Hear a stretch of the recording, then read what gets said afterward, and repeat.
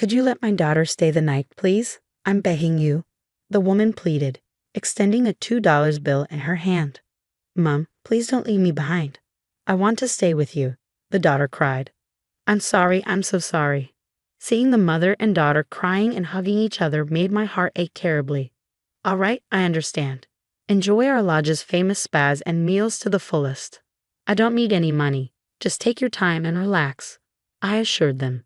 So I invited the mother and daughter, who had arrived unexpectedly during a fierce blizzard, to stay at the lodge.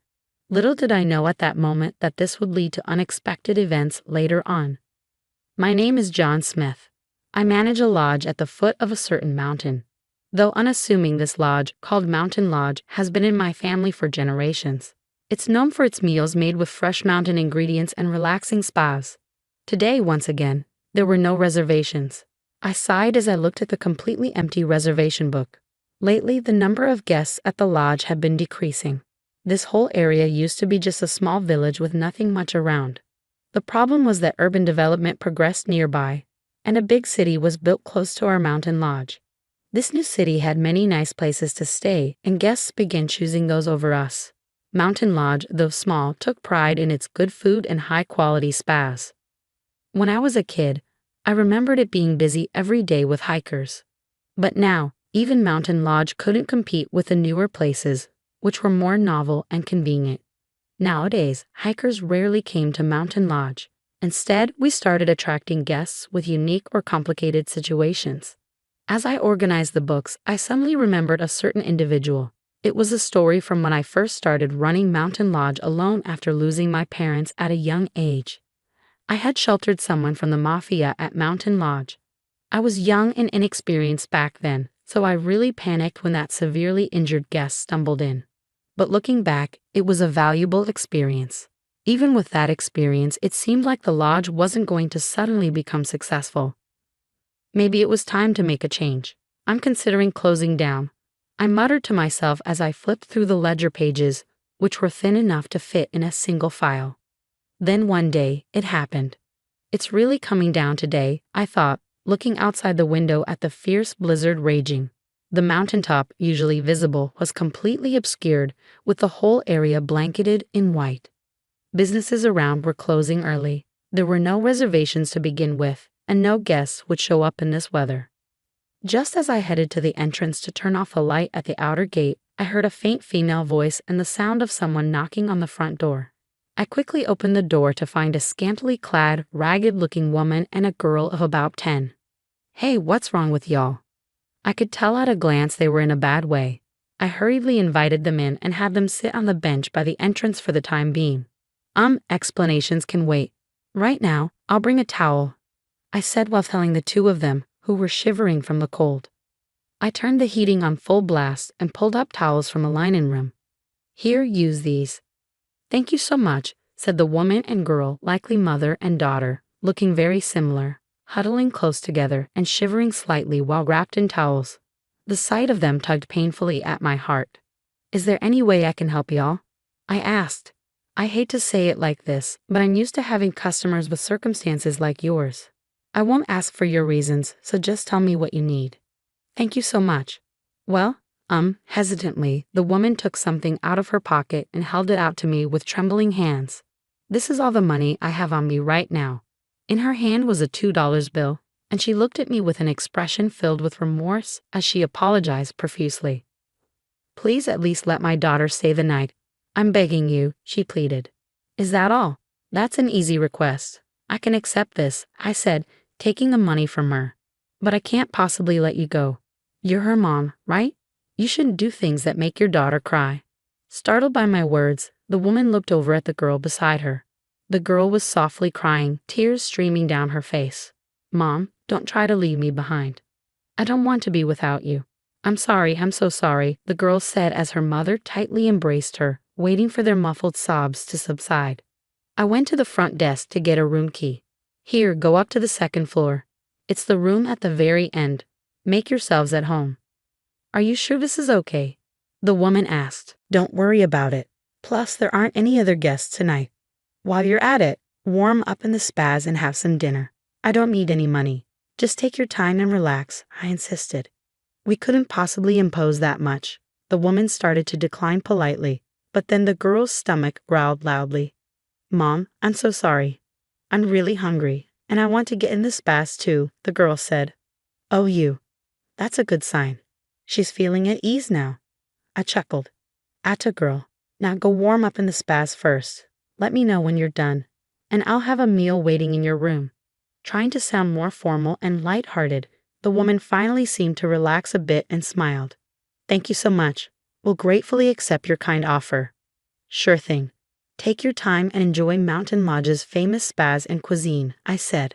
After welcoming the mother and daughter into the lodge and showing them to the spas, I immediately started preparing a meal. Alrighty then, it's been a while since I've made a proper meal, I thought to myself as I began cooking dishes specifically for that mother and daughter. I've always enjoyed cooking, growing up watching my grandfather and father, both chefs, prepare meals. Let's see, maybe a hot pot to warm them up and some sweet dishes. There's no set menu for the cuisine at Mountain Lodge. I make a point to tailor it to each guest's needs. This has been our philosophy since the lodge was founded. As I finished preparing each dish one by one, I heard footsteps approaching from the hallway outside. Miss, we're done with our bath. The girl's voice resounded loudly. Feeling relieved, I parted the curtain separating the kitchen and hallway and found the mother and daughter looking thoroughly warmed up. Thank you so much. Truly, you even prepared bathrobes for us. The woman expressed her sincere gratitude and headed towards the guest room, holding the girl's hand. They're still a bit wary of me, huh? I thought. The woman never called her daughter by name in front of me. It didn't seem accidental, but rather intentional, though well thought out. They probably didn't expect the lodge they turned to for help to be run by such a rough-looking guy, all alone. As a mother shouldering some heavy circumstances, I thought it was the right call. I just hoped they could relax and rest up a bit. With that wish, I started putting the finishing touches on the meal. Wow, amazing. It looks so yummy, the girl exclaimed when I brought the food to the guest room and laid it out on the table. Can I really eat all this? She asked. Sure can. There's plenty more where that came from, so don't hold back and eat your fill, I replied. Yay, thank you, mister. The girl cheered before saying a quick prayer and starting to eat with gusto. Meanwhile, the mother watched over her daughter's delight with a gentle gaze as she slowly ate. How is it? Do you like it? I asked. Yes, it's been so long since we've had such a luxurious meal, the mother replied. Glad to hear it. Take your time and savor it. If there's anything else you need, just holler. I really can't thank you enough for everything, I said warmly. Hey, we all help each other out in times of need, right? Don't do anything today, just rest and relax, okay? Thank you so much, I said as I finished serving the meal and was about to leave the guest room. The woman turned to face me and graciously thanked me with a nod. Her refined mannerisms made me think that she must come from a distinguished family. It seemed the troubling circumstances surrounding them ran quite deep. Early the next morning, as I was preparing breakfast, the mother and daughter from last night came out to the front desk together. Good morning. Thank you again for everything last night, the daughter said cheerfully, waving at me, while the mother graciously nodded her head in a deep, respectful manner. What's this? Gal heading out already? I asked. Yes, we really can't impose on your kindness any further, the woman replied. Well, that's fine and all. But hey, you got some place to go? I inquired. The woman looked flustered at my question. Good grief, I sighed. Well, anyhow, at least have some breakfast before you go. I already got it ready and all. It's all right, you don't gotta be so on guard. At the very least, there ain't nobody here who'd hurt you too, I reassured them. When I said that, the woman looked at me with a start, then she hung her head, looking apologetic. I'm sorry, she said. No need to apologize. You're a wise mother. Now come on, let's have some breakfast first, I said warmly. I led the mother and daughter to the dining room and laid out the morning meal I had prepared on the table. Thank you, mister. Time to eat, the daughter exclaimed happily as she dug into her food. Beside her, the mother had a gloomy expression and didn't even try to touch her meal. What's wrong? Are you feeling sick? I asked. No, it's not that, she replied. I prompted her to continue. Come on, out with it. Maybe there's something I can do to help. Even just saying it might make you feel better. She seemed to hesitate, wanting to say something. She was silent for a while, but eventually opened her mouth with a troubled expression. The truth is, my husband's company went bankrupt. Because of that, he disappeared, leaving behind massive debts for me and our daughter, she explained. I see, so you're being chased by debt collectors then? I guessed. Yes, I'm so ashamed, she replied, her demeanor sincere. As she was originally the wife of a company president, it made sense why her mannerisms were so refined. You haven't been able to divorce your husband? I asked. No, my husband disappeared, leaving everything as is. So there's nothing I can do about it right now, she explained sagely. I see. Do you have anywhere you can turn to, like your parents' place? I suggested. When my parents found out about my husband's downfall, they told me not to come back. I never got along well with them to begin with, so I had no intention of relying on them anyway, she replied. Mom, what's wrong? The daughter, Lily, asked suddenly, noticing her mother's distress. I saw darkness in her eyes as her expression clouded over. She stared into the void, not responding to her daughter's worried question. This is bad, I thought, feeling a sense of urgency. I recognized those lightless eyes. They were the same eyes as people who give up on everything, become desperate, and contemplate drastic measures. I had to keep her here, no matter what, I resolved. Why don't you and your daughter stay here for a while? I suggested. What? Well, as you can see, this is a rundown lodge, but when guests do stay, it can be tough handling things alone sometimes. So it would really help me out if you could work here as a live-in employee for a bit.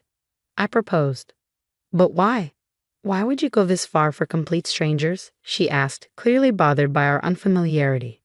If you're bothered that we're strangers, then we can get to know each other starting now, I said, placing my driver's license on the table. John Smith. Nice to meet you. Thank you so much. I'm Sarah Nichols, and this is Lily Nichols, she introduced herself and her daughter. Mr. Smith, is it really okay if we live here starting today? Sarah asked. Yep, let's get along from now on, okay, I replied warmly. Thank you so much. I promise I'll repay this kindness, Sarah said, standing close to her brightly nodding daughter, Lily. Some light had returned to their eyes, and I felt relieved. For the time being, I had been thinking it was about time to start shifting Mountain Lodge towards closing down. But I couldn't say that anymore. I have no regrets. I willingly took this on myself, I thought, determined to ensure that Sarah and Lily wouldn't be inconvenienced. The off-season was definitely a bit rough. John, is something wrong? Sarah asked, noticing my distraction. Oh, Sarah, it's nothing, I replied, trying to divert her attention. That's this month's reservation book, right? Sarah peered at the wide-open, completely blank reservation book and tilted her head.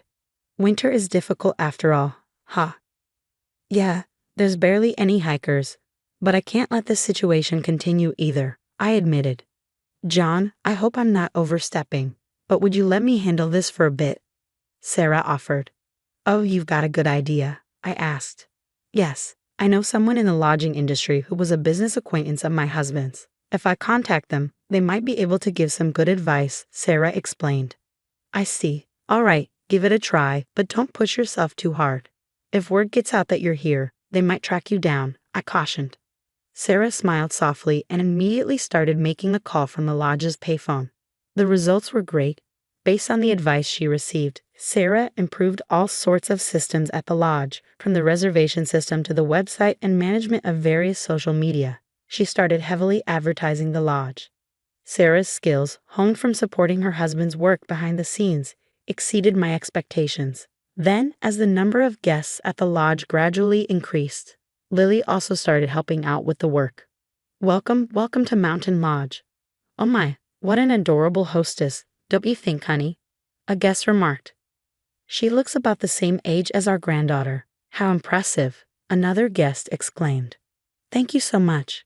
Let me show you to your room. Please come this way, Lily replied, beaming. Lily's cute and lively customer service greatly livened up Mountain Lodge. As an excellent poster girl in the mountains far from town, there was a small lodge where you could enjoy high-quality spas and delicious meals. That reputation spread rapidly, and guests started returning to Mountain Lodge. Then it suddenly happened.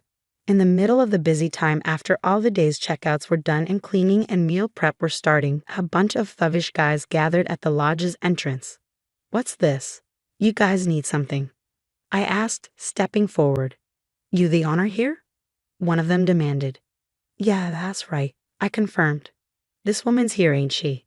The man showed me a photo of Sarah. I stared at it intently and shook my head.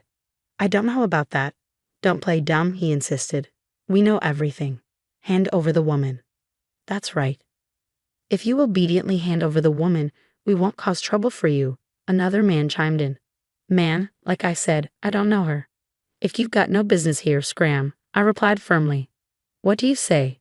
We're being polite here, and you're getting all high and mighty, another thug challenged. Hey bro, you know this woman's got debts. If you really want to protect her, you could pay off her debts for her, one of the men said menacingly, getting closer. I kept my mouth shut, ready to face whatever consequences might come.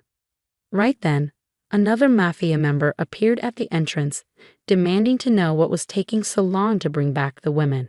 I felt like I'd seen that man's face somewhere before and pondered for a moment. Boss, thank you for the trouble, one of the men said, addressing the new arrival. Boss, please tell him this owner keeps protecting the women, another man added. Huh? What's that? The boss questioned. Hey you, is that true? Wait, could it be, you're the guy? The man who seemed to be a mafia underboss gaped at me in astonishment. Our eyes met, and I finally remembered. I had met this man once before. Hey, you bastards, apologize now. The underboss commanded. What's this all of a sudden? One of the men replied. Boss, shut up and apologize right now. You're being too arrogant. The underboss insisted. I'm telling you, who the hell do you think this person is? The underboss forcefully pushed the other mafia members' heads down. His face paled, the underlings and the underboss apologized profusely. Yeah, this was about 10 years ago, I recalled. It was a day with a terrible storm.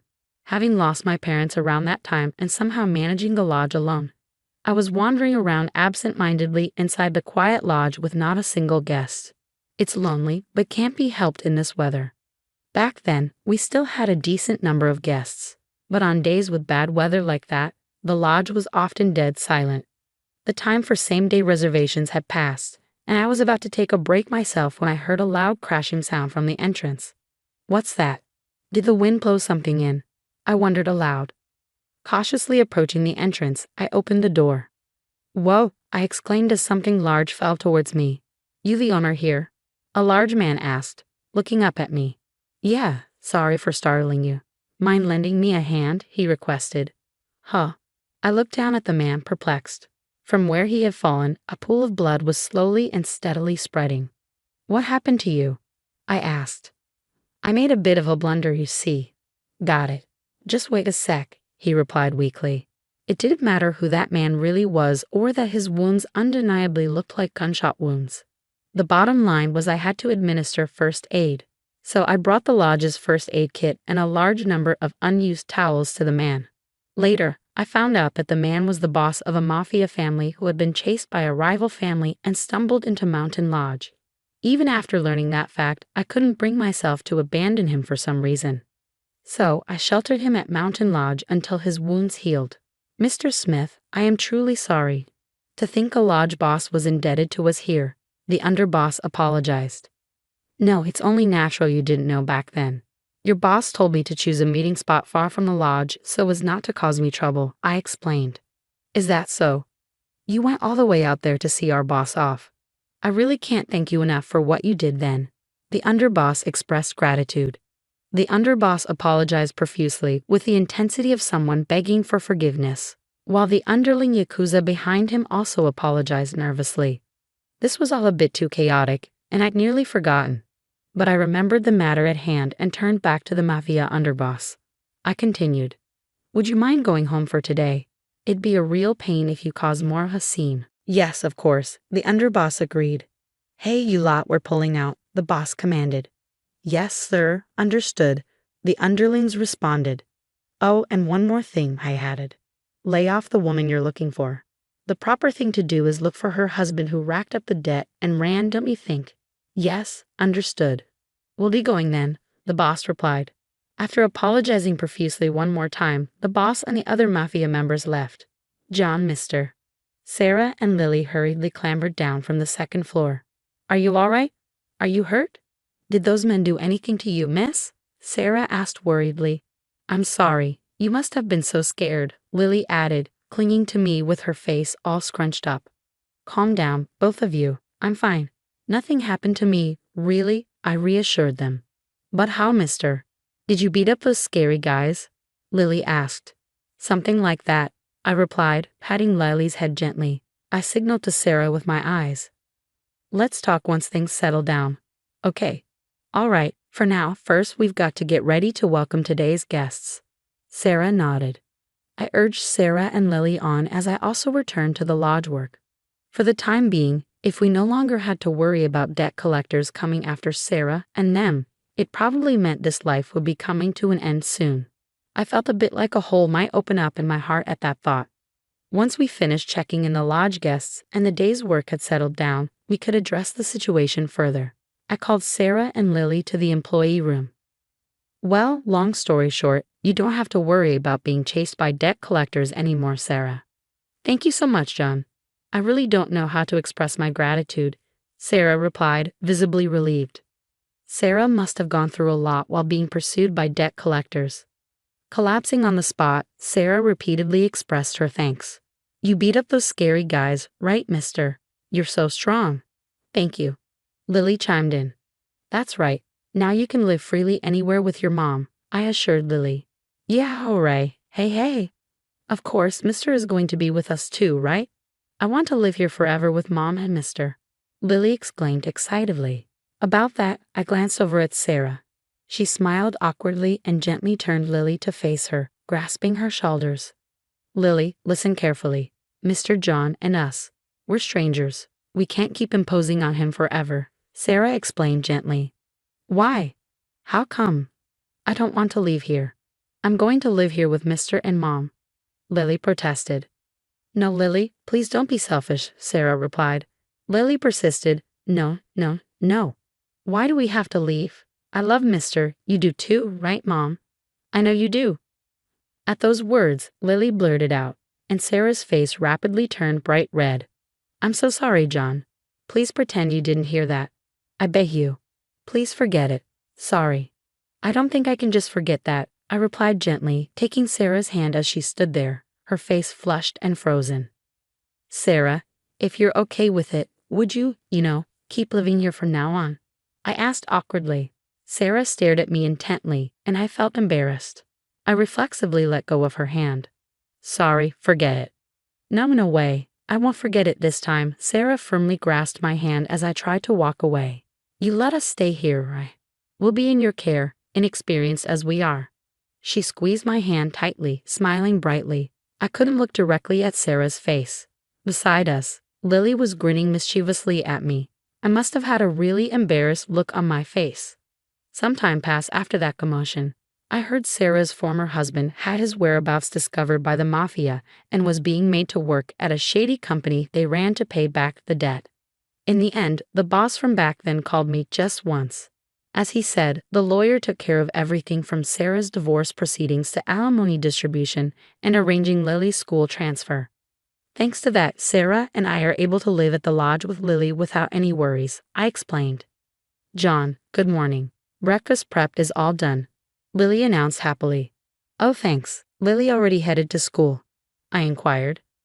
Yes, she's going happily today too. It seems she's already made friends and is having fun every day, Sarah replied. That's great to hear. I was really worried about Lily's school life, so I feel thoroughly relieved to hear it's going well, I said. There's a Parents' Day at Lily's school coming up, Sarah mentioned. That's nice.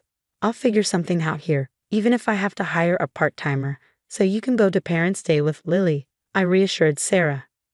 If you say so, John, Sarah smiled. Lily says she wants her dad to come. Still not her dad yet, though. It's fine, isn't it? Go for her dad. I'll manage things at the lodge, I suggested. Sarah, who had just divorced, and I couldn't get married yet, but Lily had already started calling me Dad, and Sarah was working as the hostess of Mountain Lodge. For all intents and purposes, we were already a family. Now then, shall we get to work? I'm counting on you, hostess, I teased. Leave it to me, owner. Sarah laughed. We joked around like that and laughed together. Mountain Lodge was fully booked again today. I vowed in my heart to protect this lodge together with my new family.